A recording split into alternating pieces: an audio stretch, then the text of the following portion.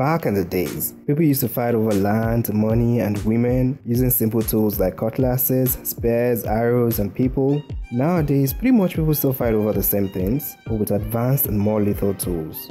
If I ignore the rankings of nuclear weapons, fighter jets, and the likes, one of the most powerful tools in modern day battles is media. The media is so powerful that it helps an attacker convert innocent people to personal soldiers without putting them on a payroll. The media stealthily hypnotizes the mind to fight a subject or to fight for a cause. The crazy thing is, the mind will never know it's foolishly fighting another man's cause. It will always feel like the right thing to do. And unless one cultivates the habit of researching before condemning or praising, one will always be a puppet to someone. A very typical example of the power of media in our country is this man. Through the help of a common radio, this man is a lord to thousands.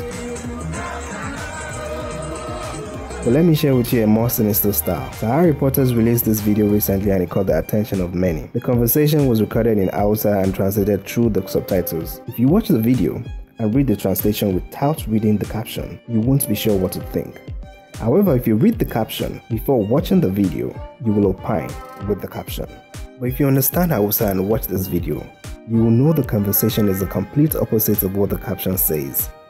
Unfortunately, a lot of Nigerians had started acting on what they were fed.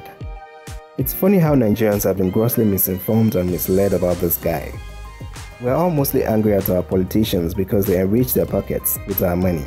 However, it's a fact that no one has ever shown or proven that Dino stole public funds to enrich himself. Besides, I don't think he will be stupid enough to flaunt his wealth and knowing he has skeletons locked up. I also don't think he will be bold enough to openly challenge the big dogs of our country if he has something to hide. The 8th Senate has been relatively exceptional in all their legislative duties within 2 years in office. Just do a little research, you'll be wowed at how they are transforming Nigeria through thoughtful policies and dogged interventions. Dino, being a part of this Senate, has never been found wanting in his duties to the state or his people. In fact, Dino is one of the most active lawmakers in Nigeria today. He is prominent, vocal, progressive, and generally responsive to the yearnings of the people. What is Budget 2017 doing to check hunger and unemployment in specific terms?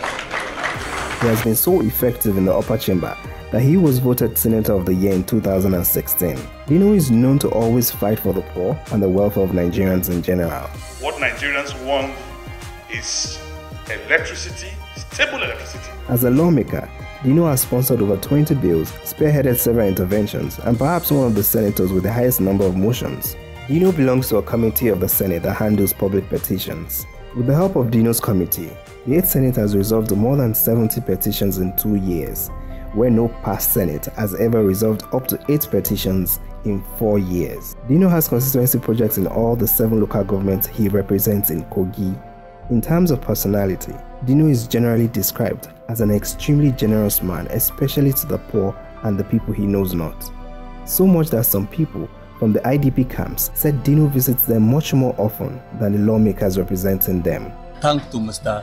Senator Dino Milaye because he's the only senator that we know that he's fighting for we IDPs because he went to our camp each year. He's going there to do his birthday, taking all the support that we need, food items, drugs, books to our children in school. He's the only person that is taking care of us. Having mentioned all this, isn't it funny to see the media getting excited over news of Kogi wanting to recall Dino, with 188,000 people signing that he misrepresents them? The sad thing here is, though the Kogi people solely voted Dino into government, this guy truly represents you and I in that Senate. And if we don't discourage this absurd recall, trust me, our democracy will keep losing.